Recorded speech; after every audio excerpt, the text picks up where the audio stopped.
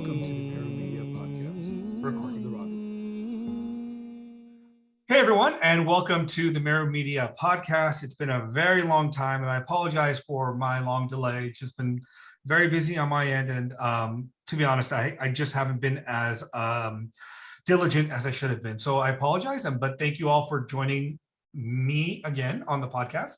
And today we are joined by Prerna Thiruvaipati, and she is Namaskaram, Prerna. Namaskaram, Jai Shri Narayana. She is an activist, a Dalit activist who belongs to the Sri Vaishnava sampradaya. And we have done a couple podcasts in the past about Sri Vaishnavism and its, I think, very universal appeal and ambit towards understanding and bringing people into the fold. And Prerna belongs to the community, and she has been working with the underserved, underprivileged, the people that have been historically oppressed, the Dalit community and other communities in India. So Prerna, thank you so much for taking your time and joining us today. I really appreciate it. Thank you so much for having me. Thank you, Mukunda. Thank you so much for having me.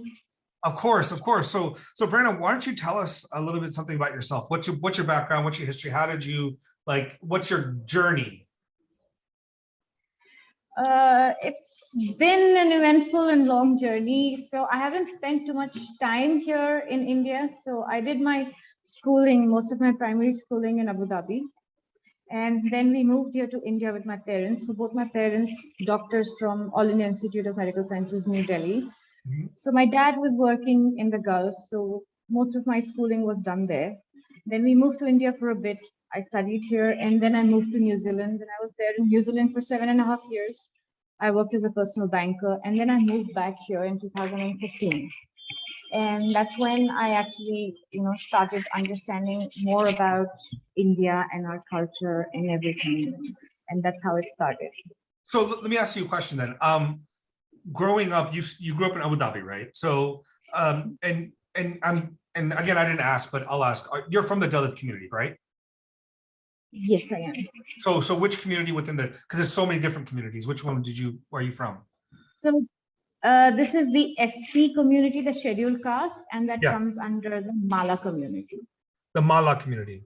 And what was the historic, in the system in India, usually have these communities each had jobs, occupations, or roles. What was the historic role of the Mala community?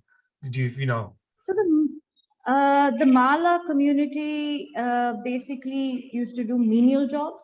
So they were daily wage laborers, and probably even did just manual labor.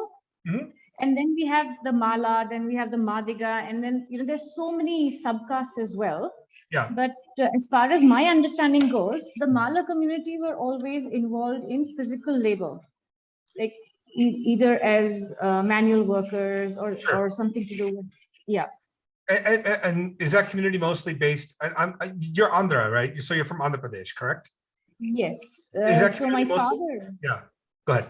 Yeah. So my father is from Rayalaseema, from Kadapa, and my mother is from Telangana. So I am basically Telugu. A mix of, so we had the bifurcation a few years ago, if you remember. So I'm a mix of the Andhra and the Telangana.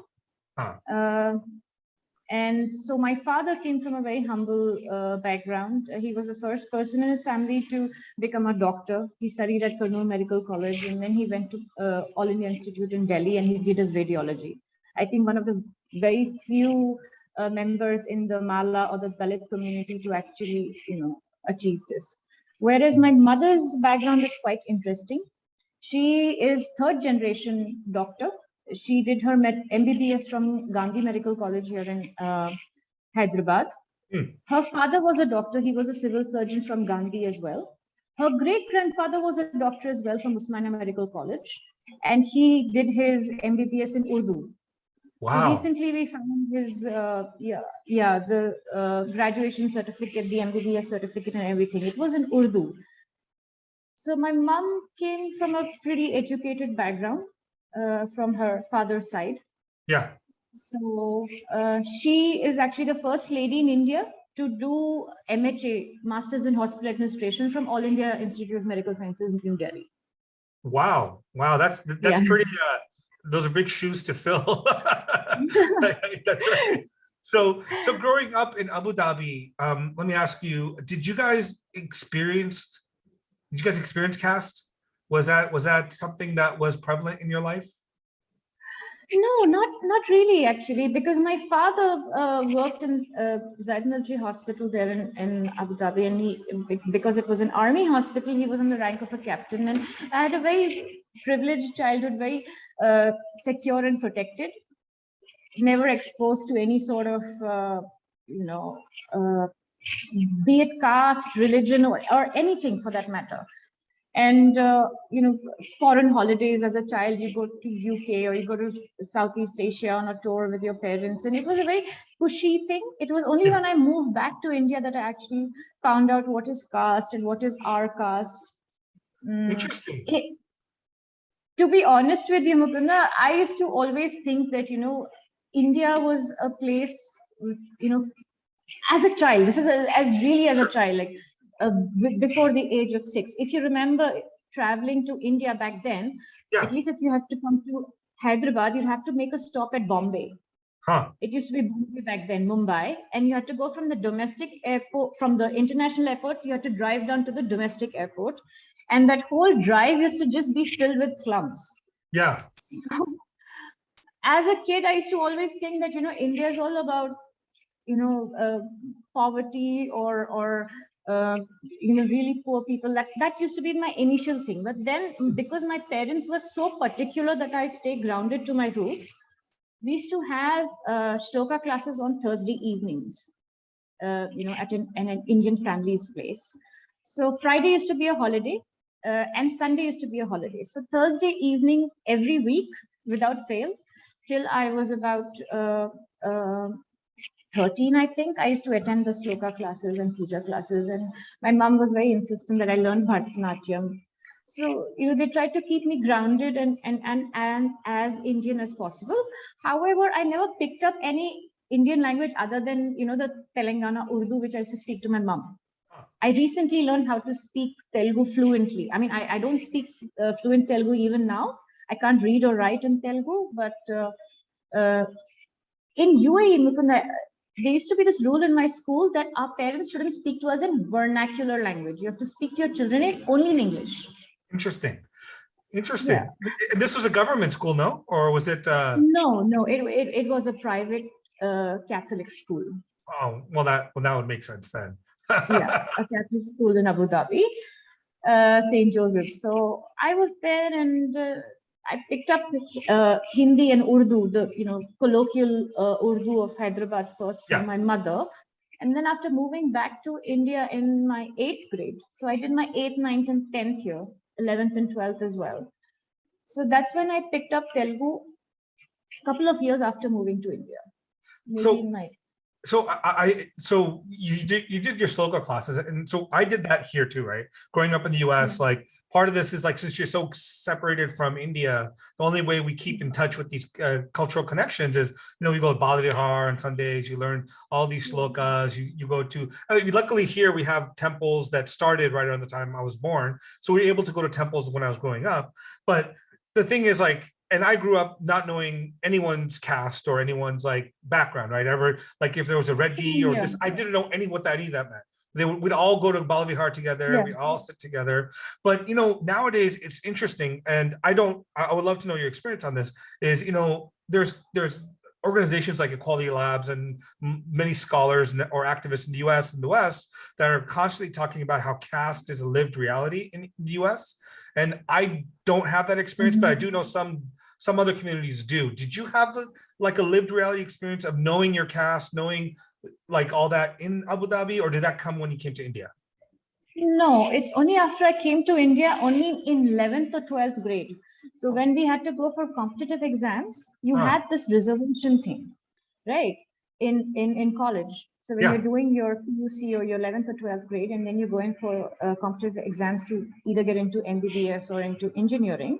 Yeah. That's when the reservation thing, that's when I actually came to know about caste. And that's when I ended up coming home and asking, what is our caste? At that point as well, my father said that, listen, if you really want to know what your caste is, it is SC, but let me be very clear with you. You have to study, you have to go attend your coaching, and you have to, pass your MSET without the reservation certificate. If you get into MBBS or dental school or whatever, good. If you don't, then of course, we can pay donation or whatever. My father was very clear about it. Yeah. Both my parents were very clear about it, that we're not going to use the SE reservation thing over here. Yeah. That's not how you're going to pass your exams, and that's not the way to get a seat. So from the start, my father was very clear about it.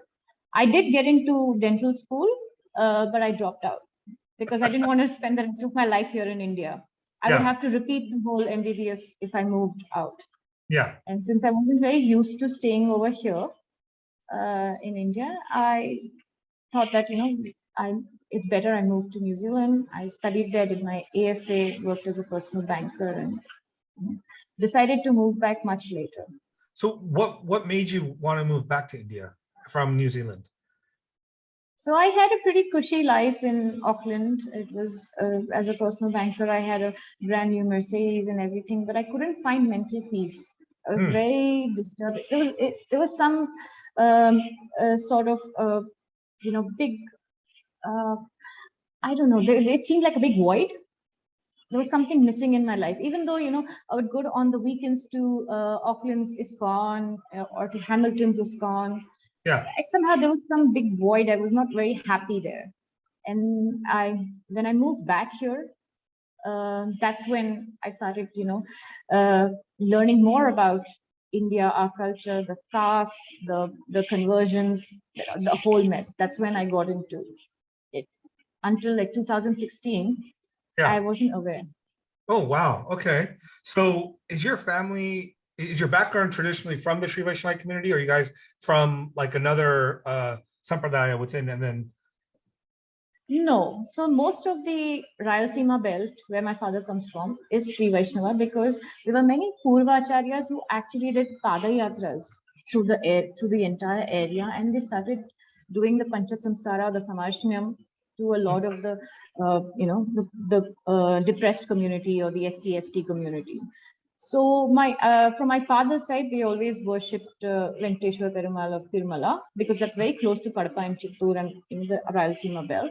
Yeah. And my mother was a disciple of Prerna Thiruvaipati, who was a very, very great Sri Vaishnava Acharya, who is also my Purvacharya. So my Acharya's name is His Holiness Tridandi Chinna Jeeyar Varu, and Chinna Jeeyar Varu's Purvacharya is Prerna Thiruvaipati Varu. Wow. Okay. So you have a long tradition within this community for generations. Yeah, but I wasn't aware. No, but I wasn't aware about it. I didn't even know who Chinna Jeeyar was until 2015. I didn't know. I wasn't aware. Wow. So what was like, so growing up, like, what did you, because I was made very aware from a very young age about Sri Vaishnavism, because my father was very into it. So he taught me, we were at some points maybe a little too Vaishnavite, where we wouldn't really worship Shiva or Ganesha or anything like that. But You're that lucky. shifted. Yeah. No, but that shifted, right? Like I got more traditions and different. I am still a Sri Vaishnavite in many ways, but I still do a lot of like other practices, whether it's some Trika practice from Kashmir Shaivism or other systems too. But for me, like I believe that Lakshmi Narayana is supreme, right? So in that sense, like we were taught that from a very young age and kind of learned some of these theology aspects. How are you? So when you were learning Hinduism or culture growing up, how was it taught to you? So it was taught very basic, simple things. What is the puja you do as soon as you wake up? The Karagreva Sate. Yeah. What is the prayer you do when you're lighting the lamp? Or what is the prayer you do before consuming your food? Simple things like that. You touch your elders' feet, your parents, your grandparents, and stuff like that. So it was just a basic thing. They never taught us anything about Vedanta, Vishishtadvaita, Advaita, Dvaita. Nothing. None of that. It was just very, very basic stuff. And when you come to India, you attend the Sri Rama Kalyanam, you go to the temple. Like we used to go on big temple runs across the city or the state when we used to be here in India. And my mother is a very staunch, this thing of the Tatre Swami. So we used to go all the way to Gangapur, which is on the border of Maharashtra and Karnataka, and Raghavendra Swami as well. So I used to visit temples and everything, but nothing about the theology. And the best part is my parents actually never stopped me from eating non-veg or anything. I mean, they wouldn't eat. My mom doesn't even touch it. But my father and my mother, they were very particular that I'm rooted to Hinduism, but they never put any restrictions. Don't eat. Yeah. Because we used to have these kids parties in this place. We didn't have McDonald's back then in Abu Dhabi in the early 90s, but we used to have something called Hardee's, and they used to serve cheeseburgers. Yeah, it's Carl's Jr. in America. My parents used to cringe. They used to tell me, no, we don't eat it. We don't eat that. So it's not like, we used to have non-veg feasts at home, none of that. But when I used to go out with my friends for the parties, I did eat cheeseburgers, and my parents used to cringe, but they never told me no. Yeah. Or, if you go out on a trip to, the UK or anywhere in Southeast Asia, Bangkok, Singapore, anywhere, the early morning breakfast where you have the whole platter of meat, they actually used to probably cringe in their heart, but they never said don't do it, because my dad always used to believe the more you say no, the more the child is going to go and do that. But both your parents, they didn't eat at all, right? Hello? Did I lose you? Sorry, 1 second. Okay. No, I was saying, both your parents, they never ate meat, correct? No, they never ate meat. They never encouraged me to eat meat. But they didn't say that, don't do that. We don't do that. Because my dad believed the more you stop the child, the more the child is gonna go. It is interesting because, like, again, a lot of times what we see is, what I guess M.N. Srinivas called the Sanskritization of communities, where a lot of other communities that come in contact with, like, the sampradayas or Brahmin communities tend to adopt those qualities, whether it's like vegetarianism or purity and things of that nature. So but that's kind of built into Sri Vaishnavism, right? Inherently, the being a vegetarian, making sure one maintains some level of cleanliness and all that stuff, right? So that's So I imagine, like, go ahead. So my mom was very particular, that you take a shower, you do puja, this is the way we dress, this is what we do. All that was taught, but not very. I'm actually thankful to them. But they weren't very pedantic about it. So they let me be. When I was in New Zealand as well, I used to eat whatever my friends used to eat. I used to travel quite a bit, whether it's New Zealand, Australia, Samoa, wherever. I used to enjoy food and everything, but somehow I wasn't happy. It's when I came back to India, I realized what was happening. And that's when I started understanding, the sattvic nature of food, or the rajasic nature of food, or the tamasic. That's when, actually, it was in New Zealand itself. That I started trying to understand, the human body, what sort of food actually benefits you, doesn't benefit you, and how the sattvic ahara actually keeps your mind very calm and peaceful. So I think the churning had started there in New Zealand itself, and I started reading a lot of Rajiv Malhotraji's book. He's probably my Ekalavya Acharya or guru. Acharya.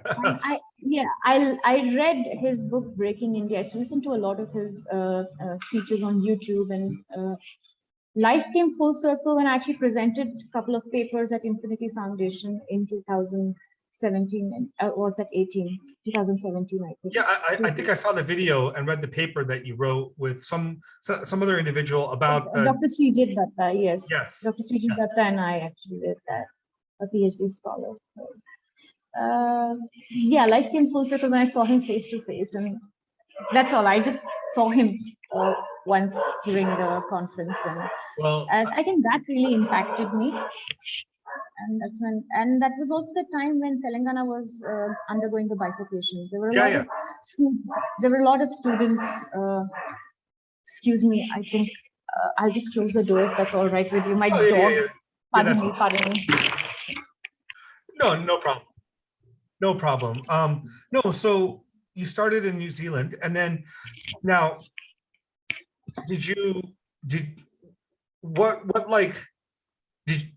were you married at the time when you decided to move back, or did you? No.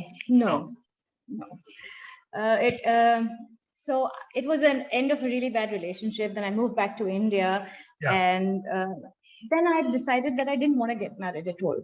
I didn't want to get married when I moved back. And I thought that, I'm going to work for my dharma and for my desha. Sure. And there's no use of just being a, dharti pe boj, you just of no use. So at least there should be some substantial contribution to the community, to our country. Yeah. So that's when I started actually researching and writing. When I started researching and writing, it was my acharya who really encouraged me, because he used to proofread. He used to proofread the papers. He used to give in his inputs and everything. Chinna Jeeyar Swami did? And yes. Oh, wow. Yes. And then after the Swadeshi Indology 3 conference, when the presentation was done, it took, I think, a year for them to put it on YouTube, or maybe a little less than that. I don't really remember when it came on YouTube. But once I came back from there in 2018, this is when Chinna Jeeyar Swami Varu said that there's a big gap between the academia. You guys sit in your AC rooms and you write whatever, but the ground reality is absolutely different. So there needs to be a bridge between the academia and the grassroots level workers. So you need to start going on the ground as well. You find out what the reality is, what is the lived reality of the Dalit community, or the OBC, or the ST, or anybody, because conversions were on the rise back then itself. And Chinna Jeeyar Swami or Pedda Jeeyar Swami, they played a very big role in keeping the Hindu community, the SC and ST community, in the Hindu fold. Okay. They played a big role, because my acharya even speaks Banjara, the Lambada language of the ST community. And he used to go out and he used to perform the Samarshana, for anybody who had bhakti. The only requirement was bhakti, and once you have that bhakti, you will not be able to consume non-vegetarian food. You won't be able to, harm another living being. You understand the Jivatma, the Paramatma, and you understand the basic concepts of Vishishtadvaita, even a little bit. Yeah. And that's when I started going on the ground, and I started performing the Ghar Wapsi. And when I speak of Ghar Wapsi, there's another guru who's played a very big role in my life, and that is Acharya Sanjeev Newarji of Agniveer. So he has been one of the most impactful inspirations in my life. He actually gave me purpose. Him and Chinna Jeeyar Swami Varu actually gave me purpose and showed me this is the way you need to go ahead, move forwards. So I learned how to perform the Homa and everything, how to do the Ghar Wapsi. Yeah. And even though it was really controversial, it's still a very controversial process. We do perform Ghar Wapsis for men, women, and children. And we do it en masse, like the entire, like the village or the tanda or whatever. We go there, we perform the Ghar Wapsis, and then we actually find out what are the reasons behind them converting, and what are we giving them to come back home. So that was a totally different ball game. There was a lot of resistance initially from a lot of people in the academia, or the Indic or the non-left regarding the Ghar Wapsis and giving the Janeo or the Poonal to women and to the SC/ST community. So you guys are doing that. You guys are giving Poonals too. Yeah. I do that. So that's very, very fascinating to me. So Chinna Jeeyar, he's okay with that too? Absolutely. In fact, a lot of people are not aware. there are several Jeer Swamis who actually go into these SC/ST communities. So you have these something called the Ambedkar Wadis. Huh. Ambedkar Wadis. They're tiny, in a village, there's a separate section meant for the Dalit community. They're called the Ambedkar Wadis. So we go in there and perform Ghar Wapsis. Chinna Jeeyar Swami Varu, Pedda Jeeyar Swami Varu used to do it. In fact, even Manarguri Jeeyar Swami ji does it even now. Not just the Jeeyar Swamijis, even His Holiness Janeo Saraswati used to do that in Tamil Nadu. That's why he used to face a lot of push. Yeah, Kanchi. Oh wow! I did not know. That Jayendra Saraswati did that. I did not know that because Kanchi is a little more conservative in terms of its outlook. So that's surprising to me. Yeah, but the process of the Ghar Wapsis for them is different. Huh. The Ghar Wapsis that Agniveer performs or the Ghar Wapsis that I perform are a little different. Okay. What Chinna Jeeyar Swamiji performs is also different. He just takes them into the Vagu or into a body of water. You take your holy dip and then you chant a few mantras. You're taught Ramanuja's Nutrandadi. That is our Gayatri, right? Oh no, that one. Yeah. Ramanuja Nutrandadi and everything. So fortunately, Chinna Jeeyar Swami Varu has always been supportive, whether it was my TV debates with pastors or whether it was my Ghar Wapsis, anything. He's always been there, very, very supportive. And I think I owe everything to him and Sanjeev Nevarji. Absolutely. And of course, so let me ask, so you've been on the ground now 3-4 years, right? Working with these communities. A little more than that. It's been about 5 now. 5 years, right? Okay, 5 years. Yeah. So in the 5 years, what has been the sentiment on the ground of why people first convert to Christianity or Islam or whatever, and what do they want from the Hindu fold to come back? So most of the time, and I'm talking about the not just the ST or SC community, I'm talking about the below poverty line, the BPL families. Below poverty line, they usually belong to the Dalit community. They convert under the worst of circumstances. Under very vulnerable situations, they are made to convert. I could give you several examples. It could be, your child is sick or your husband is sick or you're sick. They just come and tell you that, Yesu, Jesus, this holy water will cure you. Stop wearing your bindi, start coming to church. That sort of trap. Or if you're, financially trapped. I've met families who've been under the burden of debt, financial debt. And the church actually comes together and helps them with that debt. But what the family doesn't realize is they are going to be paying that Dashama Bhagam or tenth for the rest of their lives. So it has always been a trap. So, for example, if your child is sick and they've helped you with their holy water, they also take you to the doctor and to the hospital and they'll foot a little of your bills. Once your child is back and doing good, the onus is on you to start going and converting more people, going for those evening prayers and to other houses, to other Ambedkar Wadis and converting. So I've met several women, children, families who were forced to convert to Christianity. They don't realize that they were forced. They were in really bad, vulnerable situations. And once you're ignored by our own community and somebody else is showing you something pushier, it's human psychology to go there. Absolutely. Yeah, I mean, you can't blame them. I mean, obviously, they're just doing what they can to survive. I mean, as human beings do. Yeah, the easiest way out is being given to them. So what is the reason that they come back? I mean, what is it that they desire that the Hindu fold can provide to them? It is basically acceptance. At least with the Dalit community, it is just acceptance. There's a very simple thing we do when we go to them. We ask them, listen, your ancestors used to worship Hindu gods. Mhm. Your entire family used to worship Hindu gods. You used to worship Hindu gods yourself. You've just converted a few years back, or maybe one generation back. Yeah. And that shouldn't keep you away from where you belong and who you belong with. And this is a very simple thing that actually touches their heart and their sentiments. It works on a psychological level. And they realize that, we in fact use it very colloquially in the Telugu language. We say that, you've got your own father. You're going next door and calling somebody else your father. Is that even fair? Is that what your children are going to do? Yeah, why would you do that? And what another thing is with the women, I work a lot with the Dalit women and children. Mhm.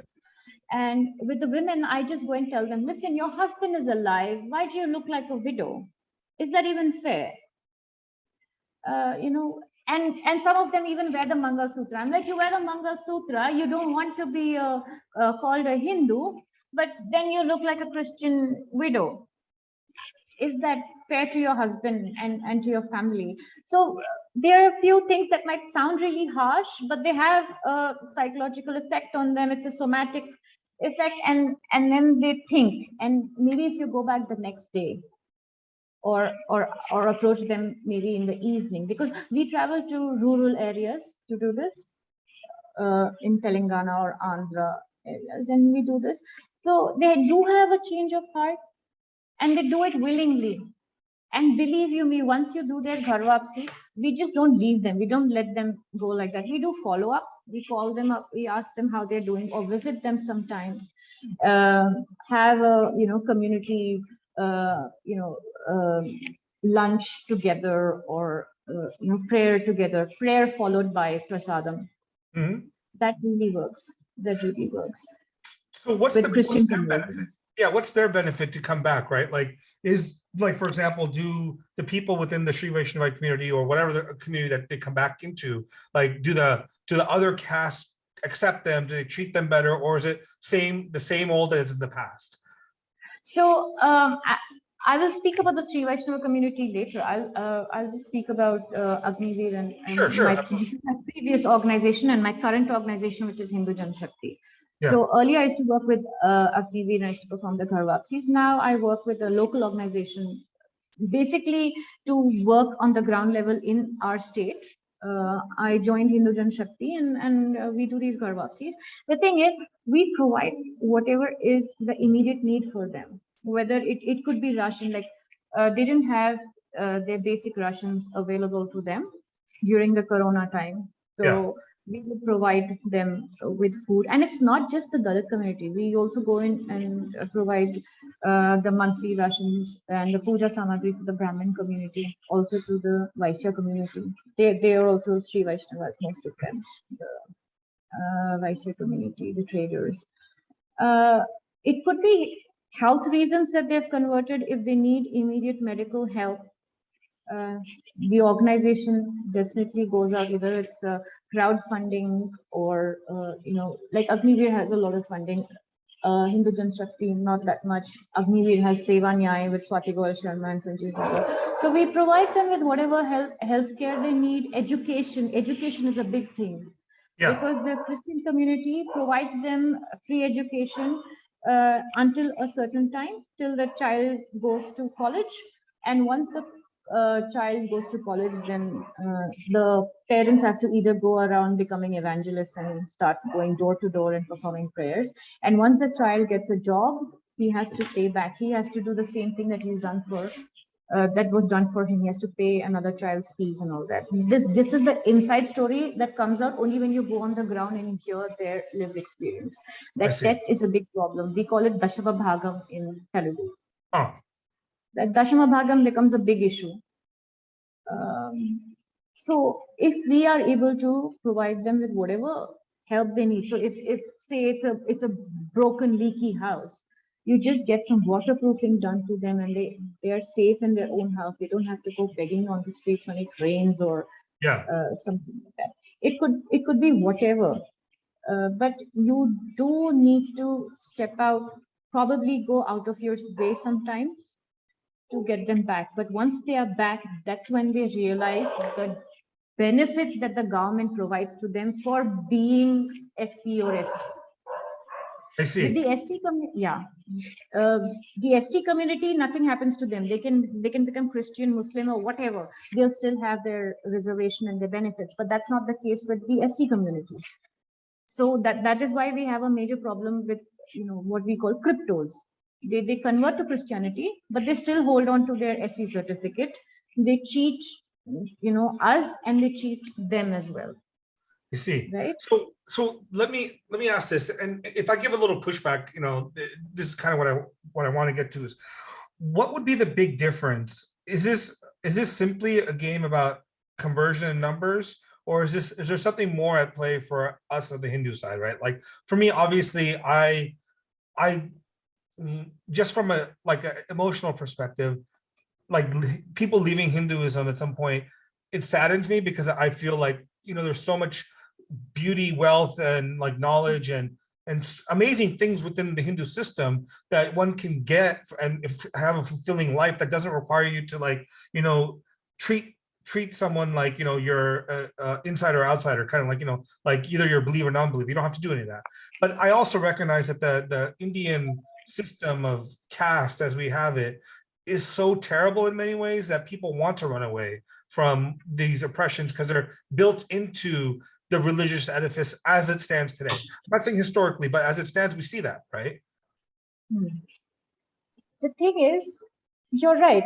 It hurts, it pains, and that whole demographic change also has a political effect later on. Sure. Which we are all aware of it. We see a lot of people on social media complain about demographic change, but they don't realize the bigger damage that happens to the SC community that actually converts. I specifically talk about the SC community and not the ST because I explained to you constitutionally they still have their government schemes, benefits, reservations, and everything else. The SC community, as it is, suffers from a lot of inferiority complex. Even today, as of 2021, we have a separate area in the remote rural villages for the Dalits to stay. It is in Telugu they call it the Polimeru or the border of the village. They have to stay across the border. Even today. So Polimeru Dataneru. So they will not allow you to cross that border and come into the normal village. You have a separate well. That's still there. Temple entry, not so much because most of our temples are under the endowments. Yeah. Coming back to the inferiority complex, you already suffer from inferiority complex because you're an SC, you're a Dalit, you're looked down upon. The untouchability is not spoken of; it's already there. And then you go up to them and tell them that you're a born sinner. Yeah. So imagine the psychological effect it has on them. You're a sinner. Somebody died for your sins already, but you're still a sinner. And when you go and tell them about karma and the phala, you talk about the papa and the punya, it's like a big weight lifted off their heads. A lot of people have told me and they're not very educated, especially the women. They're not very educated. They've not gone to school. Whatever has been taught to them is taught to them at home. It's not like they're dumb. They are very intelligent. They're very street smart as well. But when you tell them that, this whole sin business and, you're a sinner and that burden of somebody already having died for your sins, yeah. Do you really need that? Instead, why don't you start a new life where you are in absolute control of your papa and your punya, and you know that you're assured moksha under an acharya. You can control your actions, you can control your behavior, your words, you can control everything. So there's no sin happening, there's nothing happening. And when you do good to others, good things happen to you as well. And when you talk to them like that, when you sit them down and tell them that, it really helps. It really helps, because if the woman in the house starts lighting a lamp every single day, starts putting a bindi every single day, and starts going to the temple and performing Hindu rituals, the whole family also comes back to our fold. And this is exactly what they do, the Christians. They use two things, money and miracle. Yeah. And we use the exact same thing, money and miracle as well.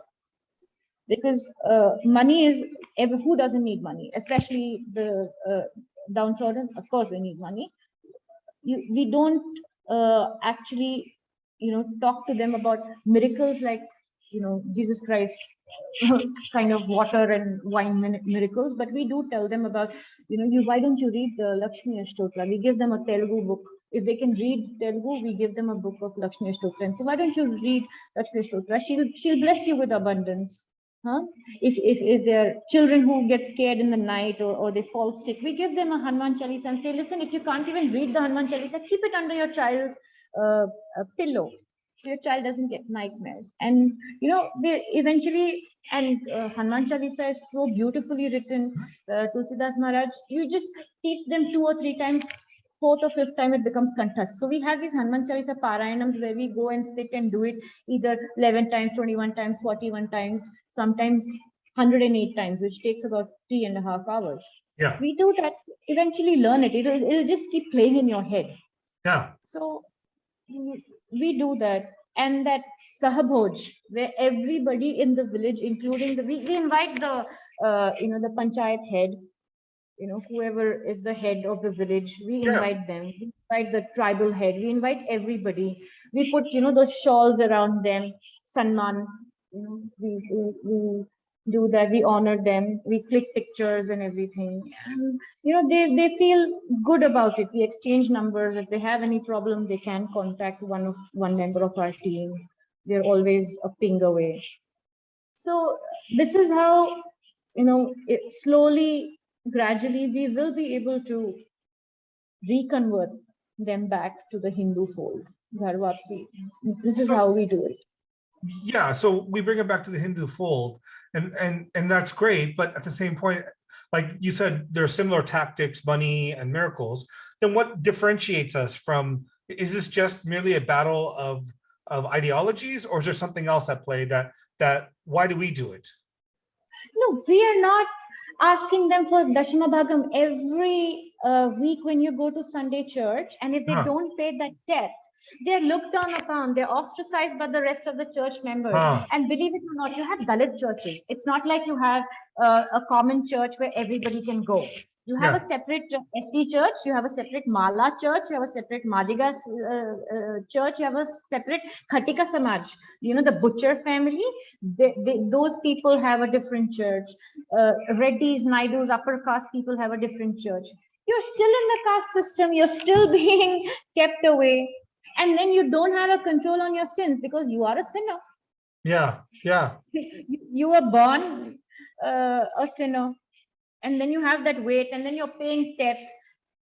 So why don't you just come back to the Hindu fold? In the Hindu fold, at least you don't have to pay anything. Sure. If you're a Hindu, you can go to any temple. No pujari or nobody will deny you food. Yeah. At least you will not be denied prasadam. You will not be denied darshanam. There's still a few temples where Dalits are not allowed, and Dalits have a separate temple, and that is a whole political game. Yeah. So this is about Christian conversions, and we also fight Muslim conversions, which is a lot harder. The most of the cases that we get from Muslim conversion is the love jihad cases, whether it's our girls or our boys. Yeah. We have boys also who convert for love. Okay. And that's gorier than. Both of it is quite gory. The love jihad thing. I don't like to use the word love jihad, because that has again those political connotations to it. But when what usually happens, if I had to define love jihad loosely, even though I hate that word, if we had to define this Islamic conversion happening in the name of love, the religion of the spouse is always hidden. Normally, the boy never reveals that he's a Muslim. He'll just come with a Hindu name and then trap the girl, and the mess starts. So getting our daughters back is the most important and one of the toughest things and the most challenging things I've had to face ever. So let me ask this, because again, from the West, you see it in the news. They had just the recent like Vice and a bunch of these news organizations have these videos about how this is all a fake and love jihad doesn't actually exist, or these conversion type things don't exist. It's all like a fabrication of the hard left or hard right Hindu nationalists. So I actually don't know the truth. Like, I have no idea. Do these things occur? And if they do occur, are they a tiny population, or is it like a large issue? Mukunda, to be honest with you, they're just trying to insult your intelligence by saying that it doesn't exist. Because Okay. they cannot come up to a person like me and actually tell me that it doesn't exist. Because I have held a 9-year-old child who's survived 70% burns, petrol burns, in the name of love, by a 35-year-old man who's the father of 3 children. This has happened. So when you come to a person like me, and it's traumatic to even be there. So from a cushy life where my parents used to pre-watch my cartoons on Disney, Yeah. to being in a burns ward with a 9-year-old child is being crazy. And if somebody says that it doesn't exist, how do you explain so many of our daughters who just go missing, who are found in suitcases, who are found burnt? And it's so gory. In fact, there's a very beautiful short film. It's a 1-hour film that is made by a dear friend of mine on Vak Media. You can actually find it. It's called The Judge. Please do watch it. It's in English. When you do find the time, please do watch it. The Judge. Okay. It's by my friend Jitu. So a lot of people don't actually realize how rampant it is.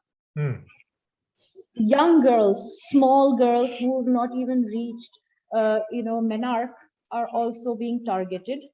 And there are also married women with children who are being targeted. So it's age is no bar here. I've seen women of all ages fall for Muslim men. Sometimes they do know that the man is a Muslim, or they are made aware of his Muslim or Islamic identity after a few years or after a few days of intimacy. And most of the time there's a lot of blackmail involved in this. Young girls, who are under the age of 18 are specifically targeted because they don't have a lot of knowledge, and they get into relationships with these frauds, and then they slowly realize that they are being targeted to convert to Islam as a religion. So let me ask, is this, how prevalent is this? Is this like an issue that, it's there, but it's not very big and it happens like one-off? Or is this much more like, yeah, because it seems difficult for me, maybe it's just my issue. Yeah, to think, it's difficult to comprehend. Yes, it is. Yeah. It is very rampant. I'm not kidding you. So the 9-year-old child I was telling, it could be from any economic background as well, any age and any socio-economic background as well. So it could be a laborer's daughter, or it could be a doctor's daughter as well, or anywhere in between. It could be a Brahmin priest's daughter. It could be a bus conductor's daughter. It could be socio-economically anybody. And the thing is, I think as parents, if we are neglecting our daughters, or as elders, or as family, if we are not providing that sort of security and love to our daughters, that is when they go out and seek it. Most of the time, that's what we come across, and they are not made aware. This disease of secularism, it is so rampant with these cases of Islamic conversion, especially of our daughters, from north to south, from Kashmir to Kanyakumari, east to west.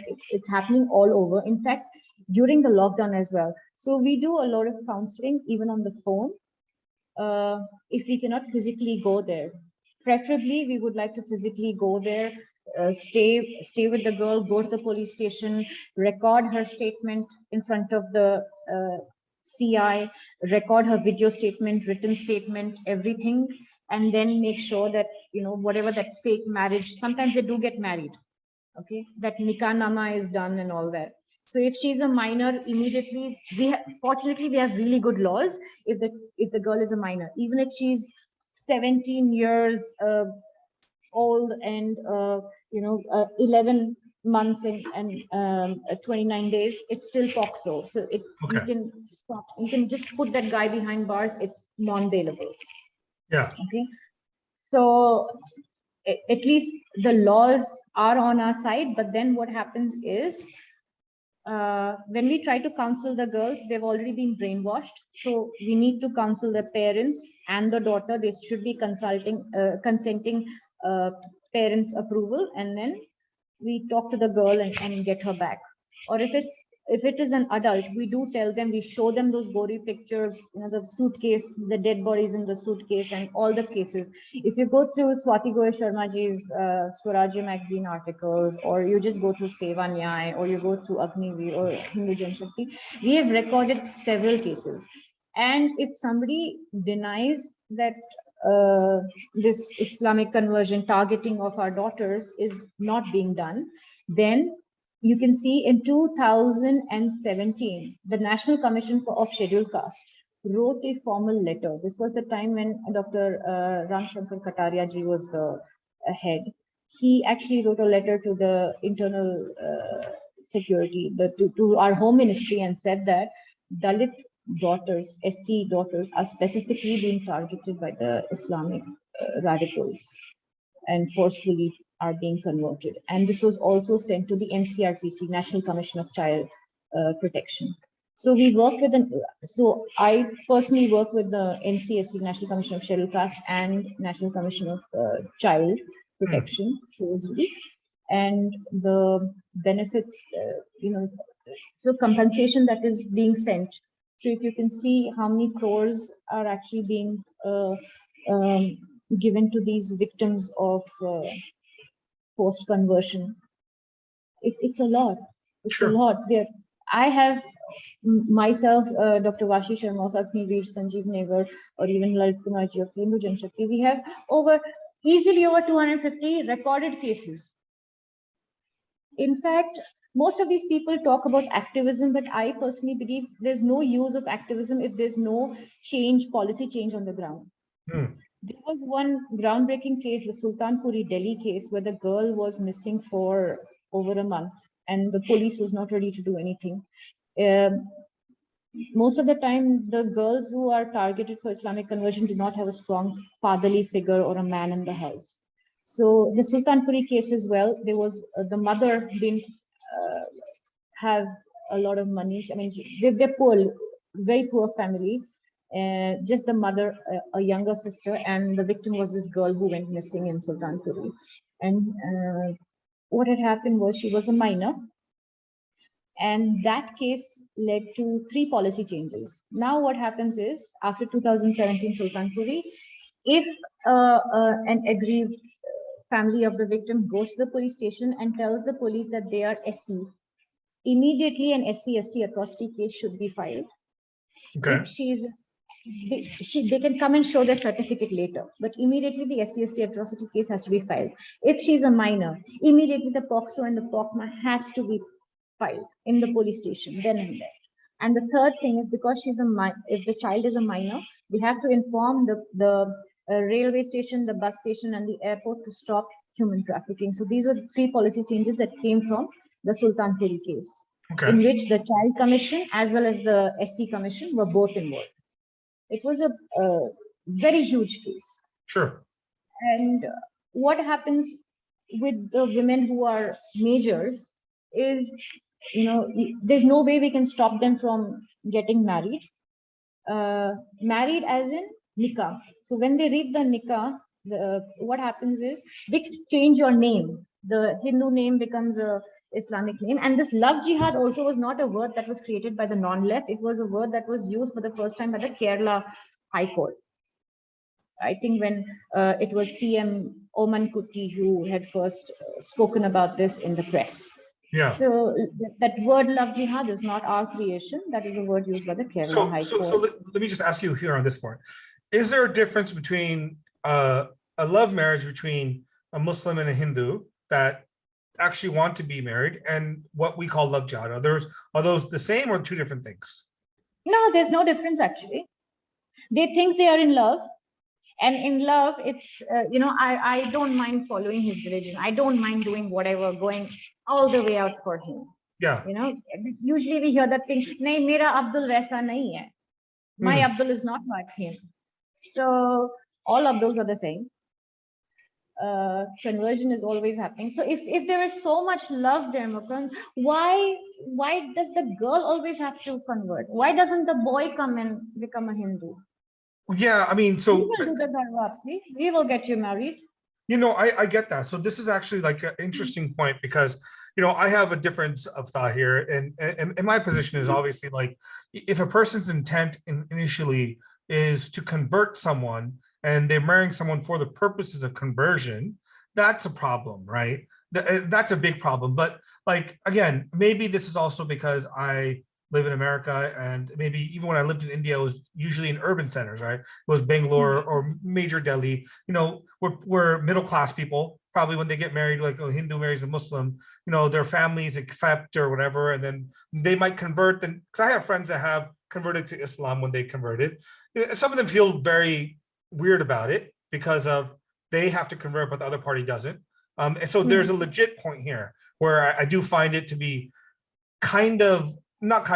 actually like theologically or even philosophically like incongruent. Like why does everyone, like you said, why does everyone have to convert to that religion? Why can't people convert both ways, right? Like why doesn't someone become Muslim and the other person becomes Hindu and we're all good? But you can't do that, right? Like most traditional, Islamic families won't allow a person to marry their daughter or son unless that person converts. And I think that's a problem. That's a very hard and fast rule. Yeah, but my issue is, I think when people talk about like love jihad or that term, I can only think of it applying when an individual like marries someone for the purposes of conversion and has no actual intent to live properly with them, to take care of them, to treat them well, but really just wants to do it for the conversion purposes. But you're right. But there's other people that do marry for true love, and they believe it's. I mean, we can't really assess what's true love, but we know they love each other, and then maybe it falls apart. I don't know. So again, so I think there's that demarcation.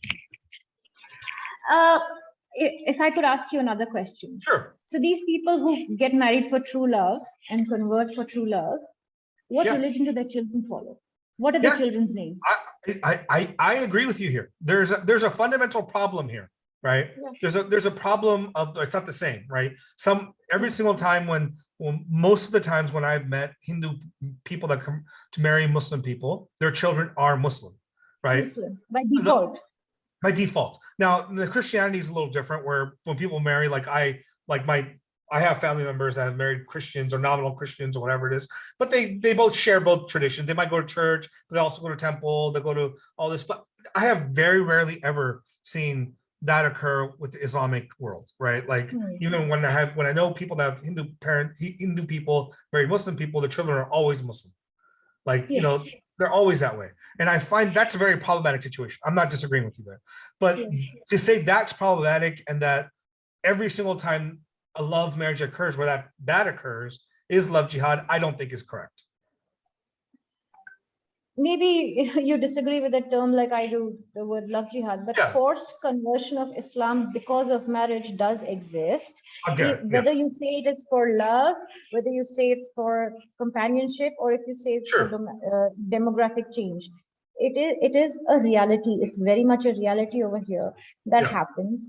And the children, at least, like you said, I agree with you, Christian families might be, that is also very rare, might be okay with their children performing Hindu rituals, but I know Christian families who have converted either the boy or the girl, and they do not even have the prasadam that you offer them on festivals.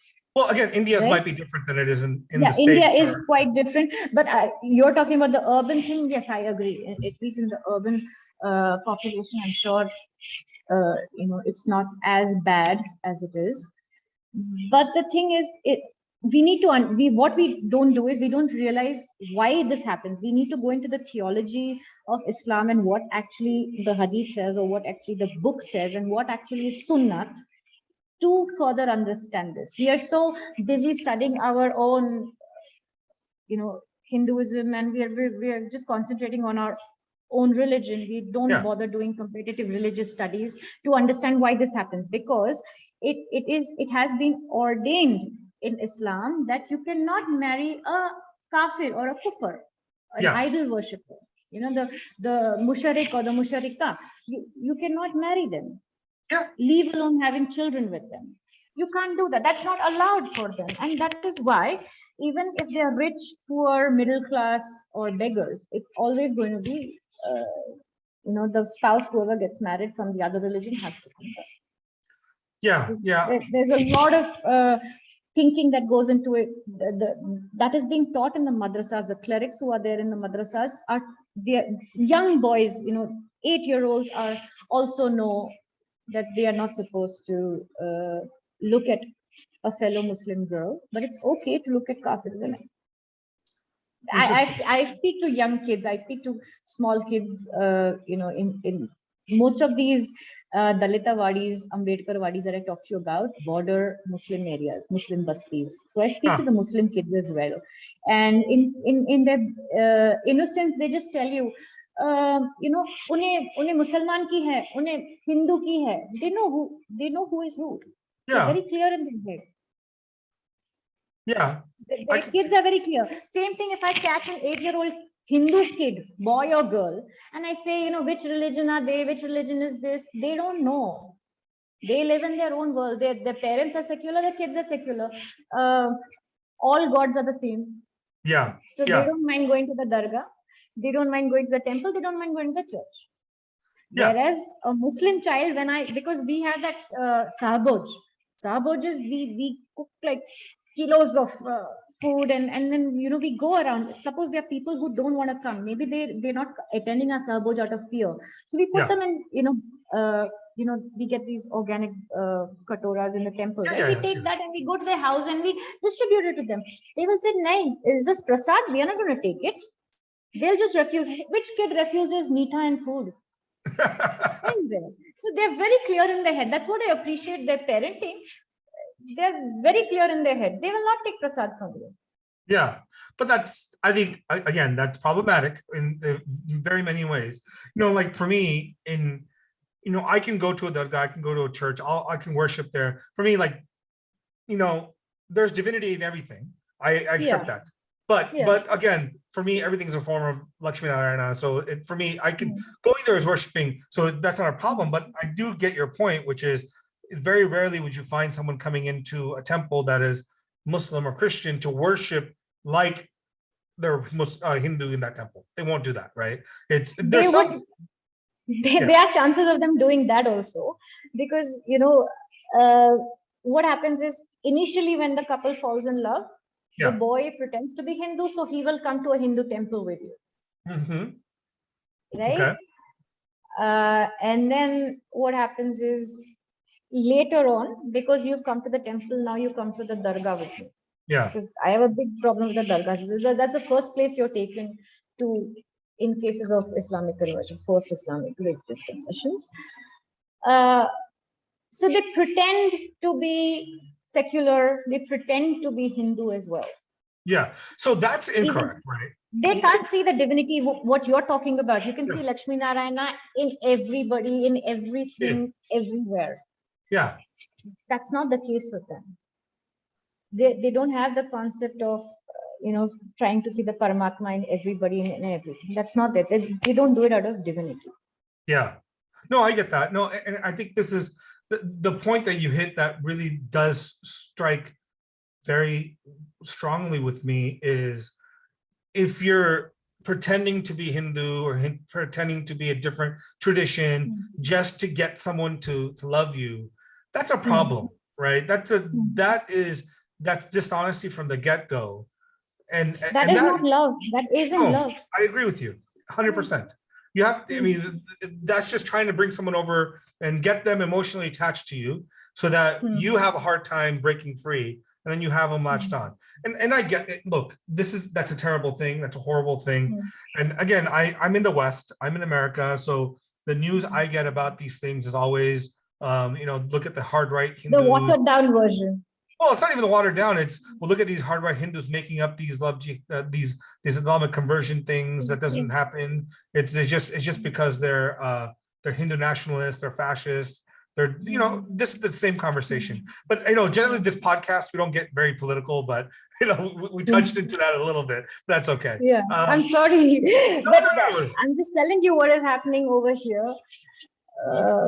And that's the truth. I mean, we've recorded this. There's so many non-left portals like Off India and Swarajya Magazine, Organizer, who have covered the cases that I have been involved in. Sure. National Commission has, given a compensation to the families. Most of the time, the police, all the bureaucrats, everybody has to come down to the ground to save that lady or the girl or the child. Yeah. And so let me ask you this question then. Of the families that you have brought back via Ghar Wapsi, do any of them go back to Christianity or Islam, or do most of them just, I mean, do they stay within Hinduism at that point? So for Christianity, what happens is they do get threats. You know, their flock comes to their house and threatens them and asks them to come and attend church, or the pastor of the church they used to previously attend would come there and scare them, blackmail them, try to. Yeah. We've had cases. We've had several cases, especially in Andhra, of this happening. They do stay back. Once they have made a promise to themselves and to their children and to their forefathers, mostly they do stay back. But with the Islamic thing, we don't give out their names. We don't publicize it as much as we do with the Christian thing. Because in the Islamic thing, the only thing is they will get physically harmed. It could also lead, it could be threatening to it could be a threat to their life and to us. Yeah. No, there's so many times, you know, we take the girl to the police station, get her to record her statement in front of the CI. We call the boy. We you know, there was one, you know, sometimes we have to annul that stupid marriage that happens in the temple. You know, the Muslim boy will take her entire tali, and the girl thinks that she's married. Yeah. So we get all that annulled, and by the time we come out of the police station, usually it'll just be me or another person, and there'll be like several people wearing skull caps, like 50 of them on their bikes and in their jeeps. Mm-hmm. They do that. They do try to threaten you and scare you and everything. But the intensity of it can't be compared to Christianity. Sure. So what do you guys do to integrate these, you know, the Dalits and SC communities you bring back into the Hindu fold? How do you integrate them within like the villages? Like you said, like a lot of these communities live outside, right? Like outside the village, and they're usually kept outside. You know, what is being done to make sure that they're part and parcel of this larger Hindu community and are accepted and does address those issues? Yeah. So what we do is first we call, like I told you, we call the sarpanch, the panchayat sarpanch, the village elders, or if the deputy collectors. Usually these collectors are if they're really young, is their first posting, they will actually come along unofficially, you know, watch and be part of it. The biggest winner are the government reservations and schemes that the SC community is not aware about. Being Christian, they are just taken to the church, they have to pay their tithe, they have to go every evening, do prayer meetings in all strangers' houses, come back. Yeah. They're busy propagating religion, but they don't realize you being a Hindu, you having your SC status and your SC certificate, just not the psychological benefits of being a Hindu. You know, you have control over your papa punya and your karma. The government gives you and your children so many benefits, whether it is medical benefits, education benefits, work benefits, you know, scholarships. Did you know, Mukunda, it was a surprise to me when I found out that the government gives 30,000 rupees to any Dalit wadi or Dalit area to celebrate Ambedkar Jayanti just for one day. I did not know that. Wow. Yeah, they're official schemes. And also intercaste marriage. What happens in intercaste marriages is they are government schemes. The government gives you up to 3 lakhs, 2.5 to 3 lakhs, depending, you know. So if you marry out of your community, if you marry an SC girl, you get benefits from the government. You can just go to the local mandal office or to the collector and fill in the form that you both are of a different caste, and then their government benefits that are given to you in the form of cash. Yeah, that sounds great, but I also see that as being probably people misuse that too, right? In some sense, I would imagine people marrying different communities just to get access to government benefits. Not a lot of people know about this. Okay. They don't even know. They don't even know about it. They don't even know about it. Imagine if that was publicized a lot more. So, I mean, what else is done to help like the community? Again, I mean, this part of the conversation is really about like us upper caste. Oh, not us, me, my upper caste community. What responsibility do we have to integrate and to accept and to what should be done by our end, right? Like, because so much is, these communities, these Dalit SC communities have been, they've been depressed for so long. And part of that is from, our communities at large, treating these people. So what's being done to address that? I think it's just accepting that, they have been wronged, historically wronged. People who accept that the Dalit community has been historically oppressed and wronged will not be against reservation and will not be against accepting them back into the Hindu fold. Yeah. See, if you're complaining, crying and cribbing on social media about demographic change, but then you also have a problem with Ghar Wapsi, then you're just a moron. You're just yeah, it doesn't make sense. No, I agree with you right? there. That's stupid. So it's just acceptance, whether you're a Brahmin or any community, upper caste or OBC as well, just accepting that yes, they have been wronged, and just to get them back into the fold and socio-economically at least on par, educationally, socially, economically, at least on par with the upper caste. That is the main reason why reservation was there. And Baba Saheb actually thought that it's only going to take about 10 years. Yeah. He underestimated the time. Yeah. And then politically also they have used it. People have used it politically. That's a different story. But the reason why reservation came into was put there in place was to bring them on par, because these people, I told you, they live outside the village. Yeah. They are not aware. Imagine if a lot of people knew about all the government benefits, the scholarships that the children get in the government schools, and the reservation that they have, and the government job reservations that they have. Would they really convert?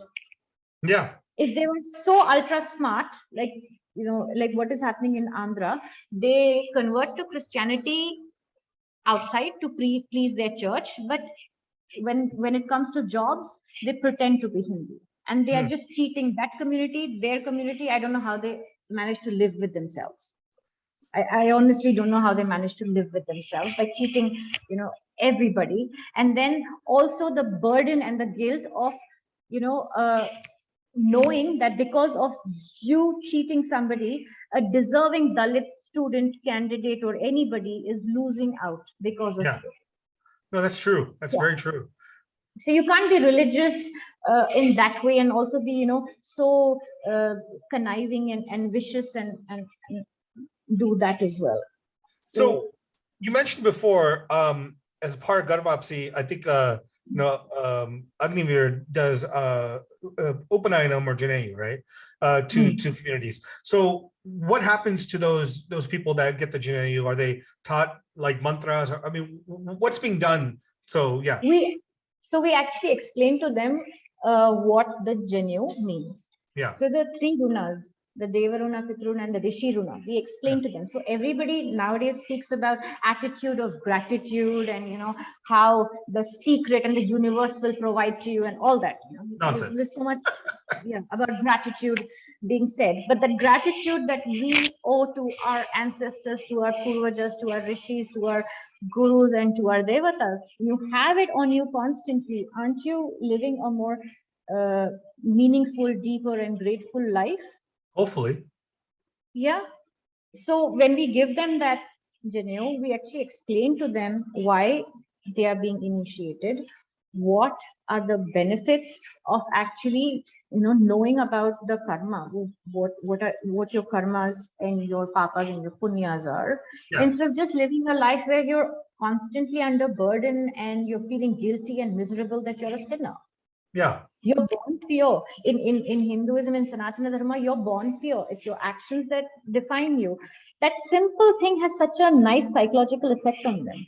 Believe you me, just giving them that Janeo, telling them about their runas. Who does not have runa bandhan?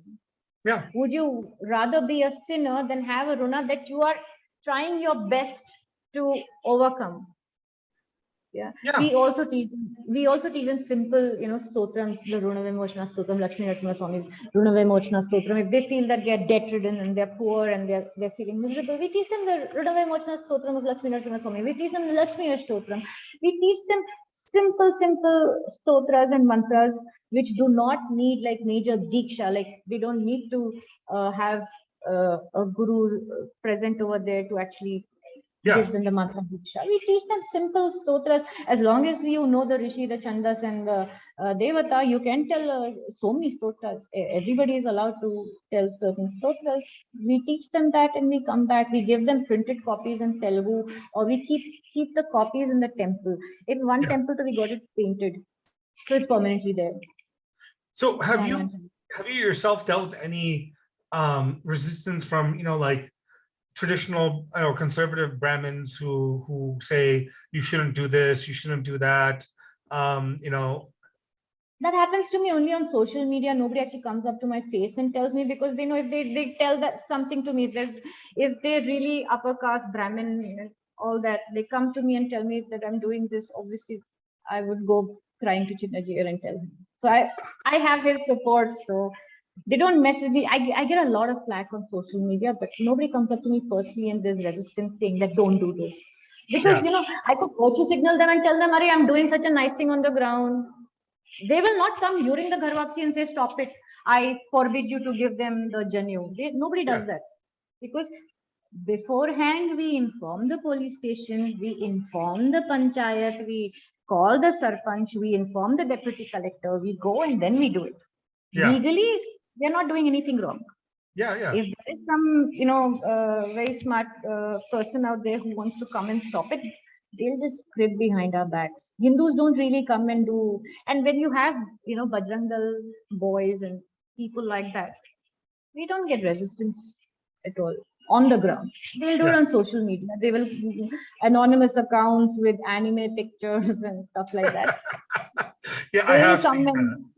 It's a weird situation where you have men or boys with anime pictures that are always making dumb swastikas, and they have these rishi names. They don't realize they have names like Yajnavalkya, but they don't realize that both of Yajnavalkya's wives were Rishikas.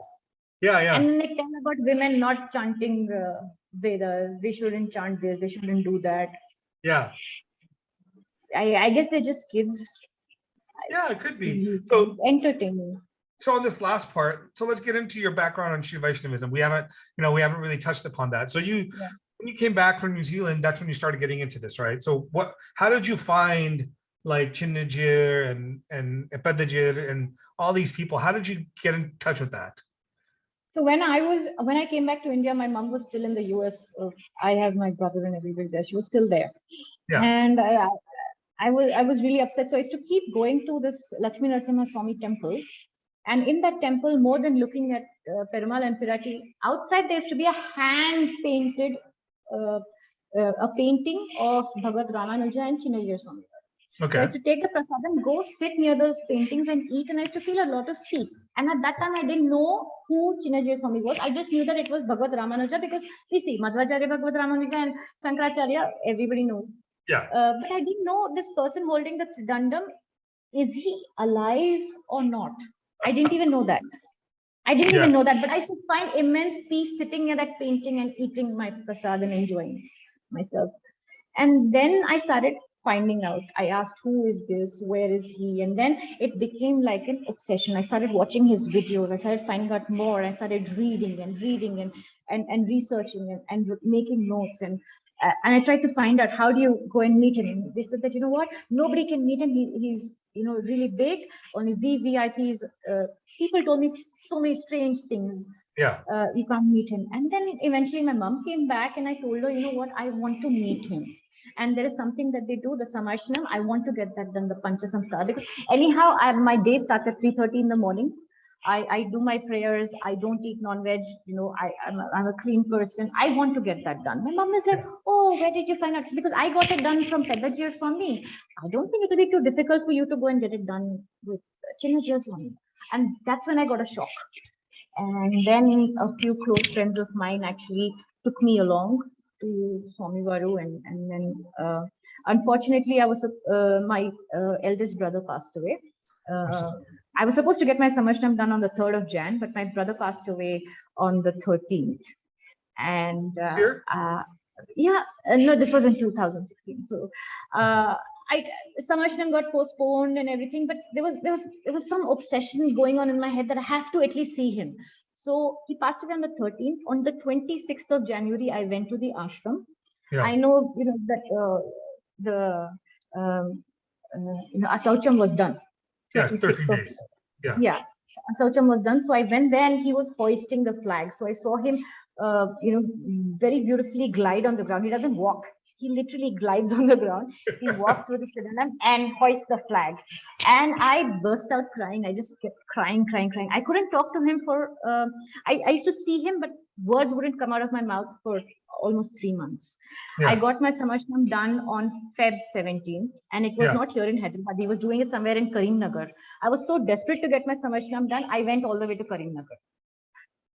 Wow. And he asked me my name, and I just saw him and I was crying. I couldn't even speak to him for quite some time. He would just look at me and smile, and he would speak to me in English. I don't know how he realized I didn't speak fluent Telugu. He would speak to me in English, and that's when it started.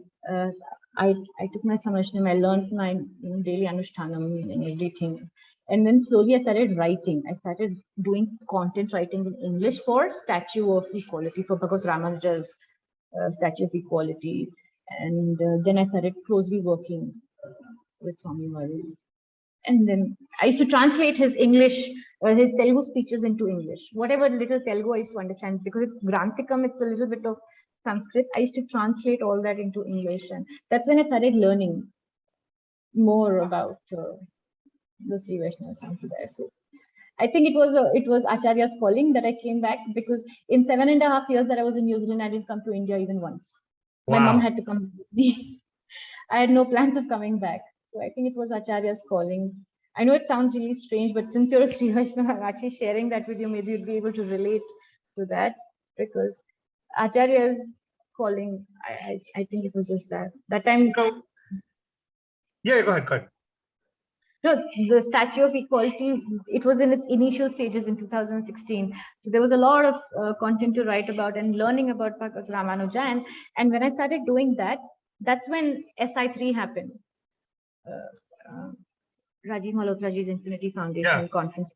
So when I sent the abstract, it got selected. 2 papers. There were only 46 papers selected that year, out of which 2 papers were on Bhagavad Ramanuja and the Dalit community.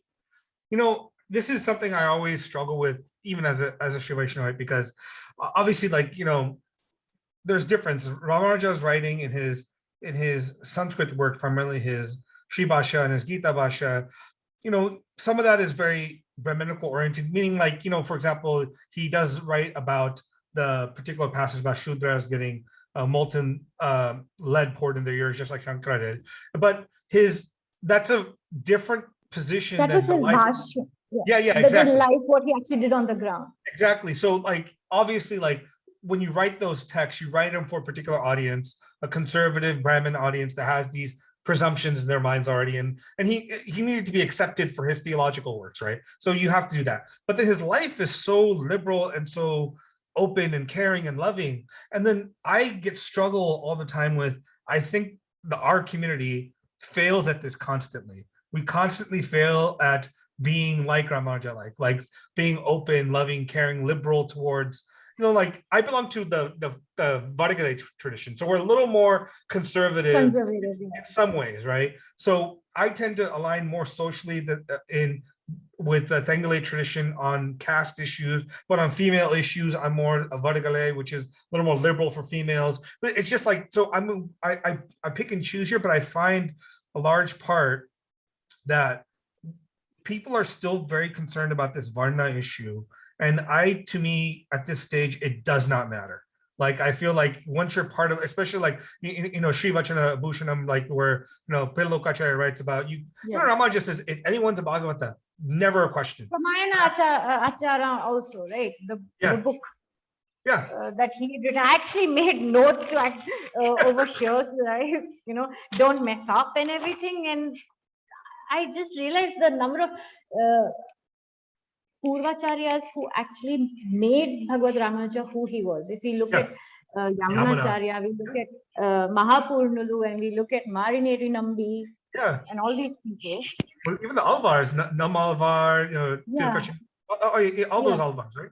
It's this tradition of openness, but I think a lot of times, and again, this is also partially my limited worldview, because most of the Sri Vaishnavites I interact with are always Iyengars, the Brahmin community. So I've, to be honest, and I only met recently very few non-Brahmin Sri Vaishnavites, and that was a shock to me, right? Even though I knew it, and I never thought twice about it, right? It's just something I didn't. I always thought, the Satada Sri Vaishnavas are there. Yeah. The Satada community. There's so many.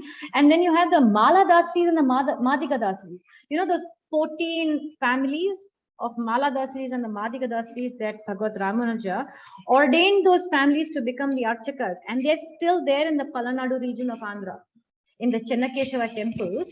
Those 14 families are still there. Out of that, one member of the family, is an associate professor in Usmania University and doing research on this as well. So the Mala Dasris and Madhika Dasris have always been there, right from the time of Dhanodasa and his wife Kanakamba and everything. So, I mean, what a beautiful story that is, right? And it just shows against his equality, his liberal thinking, his universalness, and sometimes again, this is more maybe my perception is, I think we as a community have to do more for people around, and I think maybe you're doing it. I don't know so much of this stuff on the ground, so this isn't. I feel like it has to be done more. No, brother. The thing is, we are doing it. Yeah. There's still more to do, but there has to be some start. I think the Sangh, the RSS, VHP, Bajrang Dal, they are doing a fabulous job, because when a lady like me goes on the street and has to fight these post-conversion cases, and I have to go to the police station, I have to deal with the cops, the Indian cops and the bureaucracy, it's tough. Especially, being an NRI and everything, it's tough. And when you don't know the local language, it's tough. But we do get support from the Sangh, from the RSS, from the Bajrang Dal. The boys come and they stand with you. They make sure that you're safe and you reach home safe. Because sometimes what happens, like I told you, skull caps on bikes and in open jeeps. You actually note down your car number. They might even chase you down home. As a community, I see that we are coming together. I mean, I would like to take a positive take on this. My experience has been, whether it is a Brahmin or whether it is a Vaishya or anybody, as a community, we start thinking as Hindus, and we actually realize the threat of demographic change, the conversion, because systematically our daughters, our sadhus, our temples, and our Gaumata, these 4 things are being targeted systematically. Once each of us realizes it as a Hindu, caste will not be an issue. We'll just be like, okay, he's a Hindu, I'm a Hindu, she's a Hindu. In fact, in front of passport offices, like previously when we had the passport offices in 2005 or 2006, you would see there would be Muslims wearing the skull cap and they would be the passport agents. They would actually come up to you, because I still have an Indian passport. They come up to you, they come up to fellow Muslims and say, "Dekho, Muslim bhai, I will do it for you at a cheaper cost." I've seen this personally, back in 2005, 2006, when I was in India, where they say that, in front of the passport office, we'll do it for you at a cheaper rate. Sure. Agents. We don't have that in Hinduism, because in Hinduism we first see, okay, which caste is that person? Instead of just seeing caste, if we say we are Hindu, that's fine.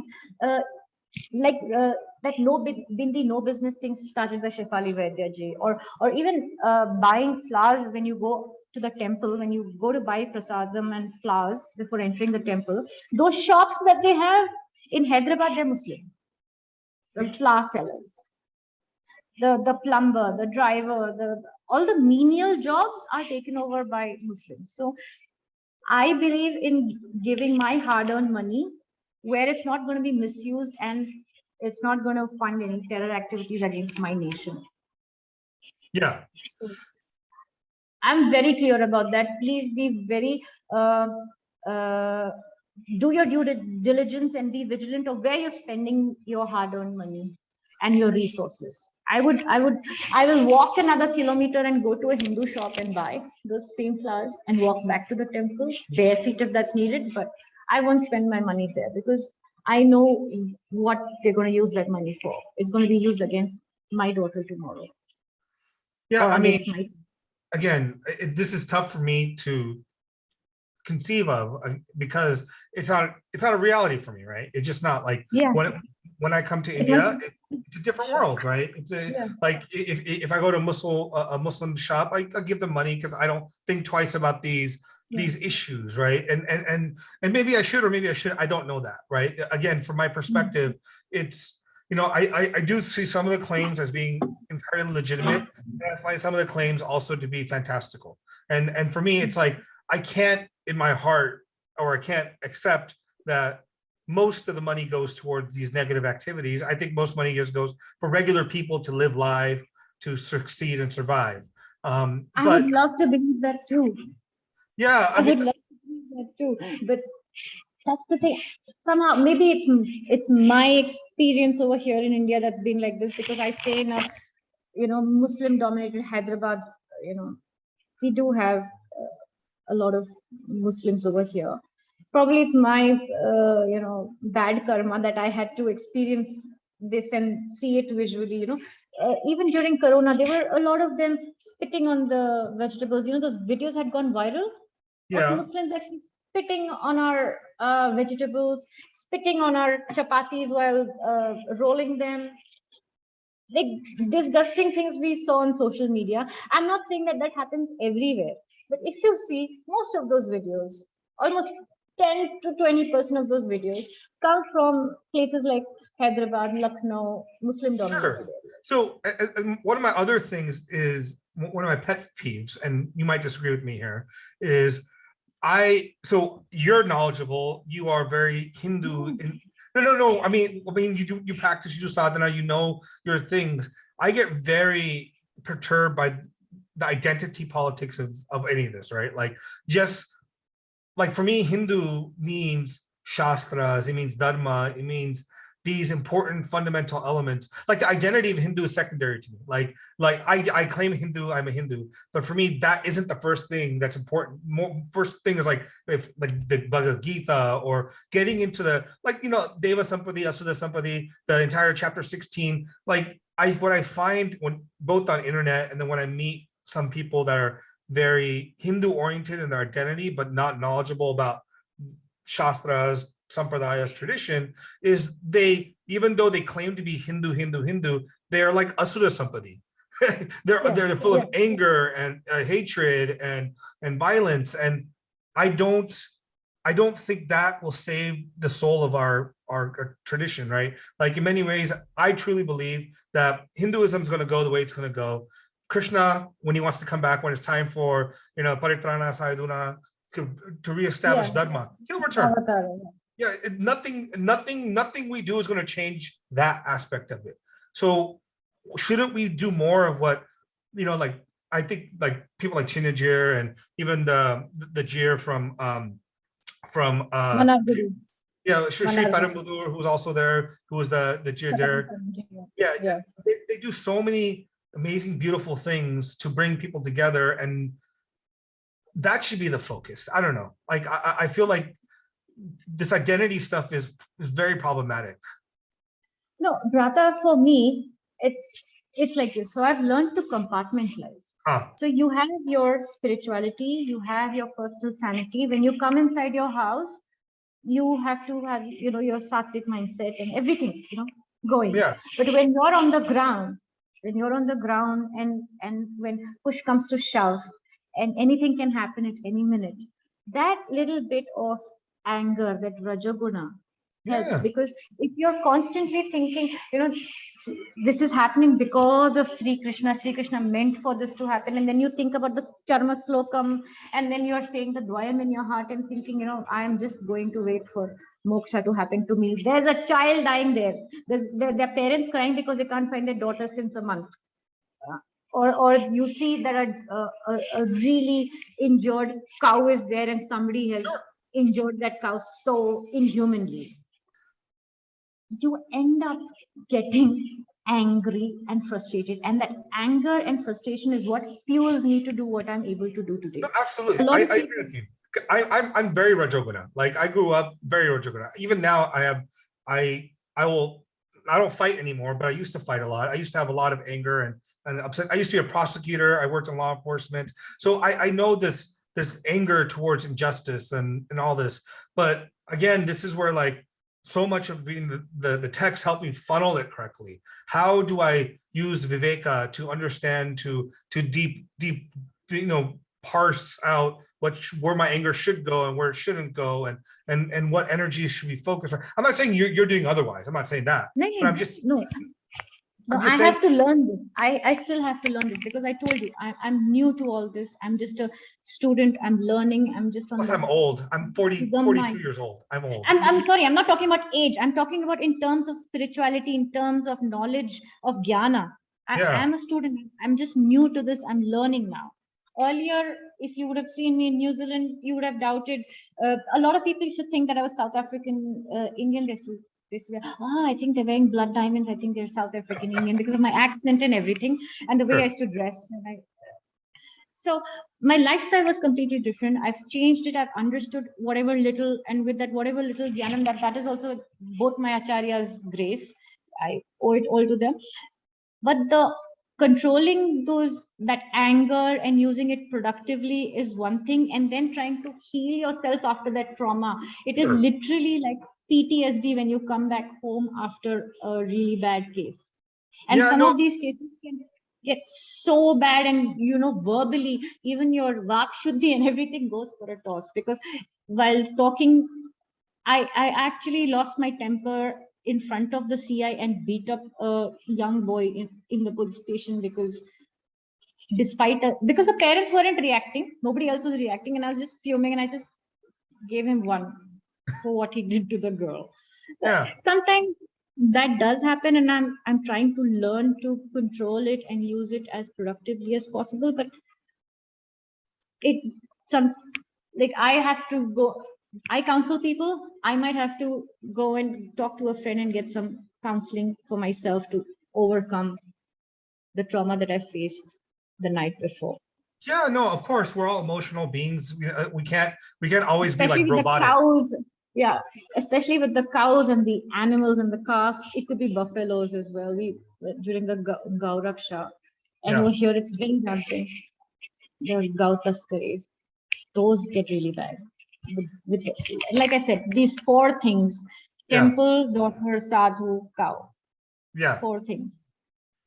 All of us as Hindus are emotional about it. I think we should just keep all this caste and sampradaya, whatever, aside, and just think collectively as Hindus, because our collective social consciousness is being targeted.